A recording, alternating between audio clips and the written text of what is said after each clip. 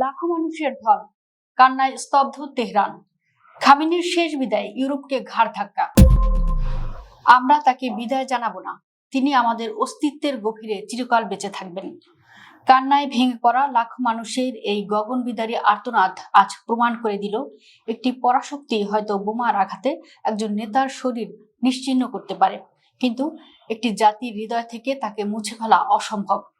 মার্কিন ও ইসরায়েলি বর্বরোচিত হামলায় নিহত ইরানের সর্বোচ্চ নেতা আয়াতুল্লাহ আলী খামেনির রাষ্ট্রীয় জানাজা ও শেষ বিদায়ে আজ আক্ষরিক অর্থেই কান্নায় ভেঙে পড়েছে তেহরান।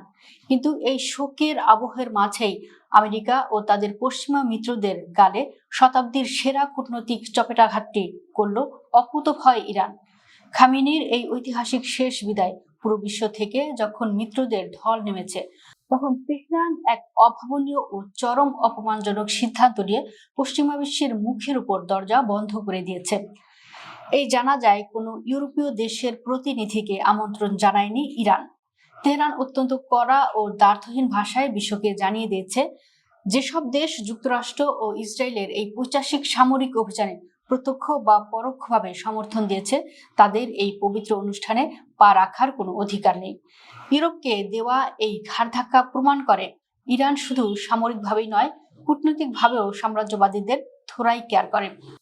তেহরানের বিশাল প্রার্থনা হলে শায়িত রয়েছে টানা ৩৭ বছর দেশকে নেতৃত্ব দেওয়া এই মহানায়কের নিথর দেহ।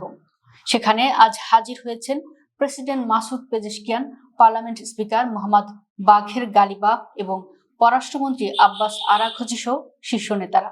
সবার চোখেই আজ জল।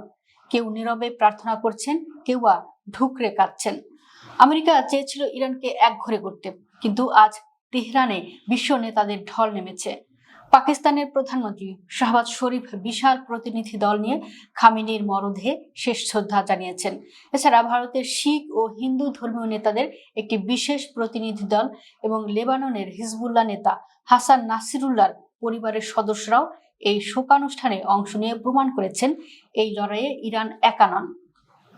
খামেনির এই শোকযাত্রা শুধু ইরানেই সীমাবদ্ধ থাকছে না, এটি এখন পুরো শিয়া বিশ্বের জন্য এক ঐতিহাসিক ও আধ্যাত্মিক যাত্রায় পরিণত হয়েছে। ক্ষমতার কেন্দ্র তেহরানের পর এই মরদেহ নেওয়া হবে শিয়া শিক্ষার প্রাণকেন্দ্র কোম শহরে, যেখানে অন্তত ২০ লাখ মানুষের ঢল নামবে।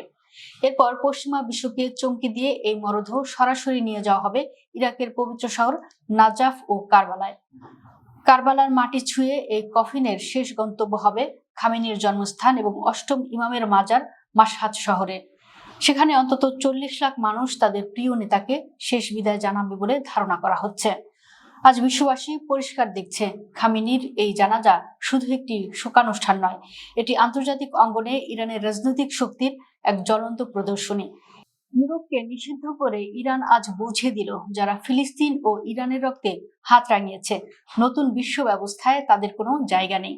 খামেনি চলে গেছেন, কিন্তু তার রেখে যাওয়া দূরদর্শিকতা আর প্রতিরোধের আগুন আজ লাখো কোটি মানুষের বুকে জ্বলছে। এই আগুনে একদিন মার্কিন ইসরায়েলি দম্ভকে চিরতরে ভস্মীভূত করবে।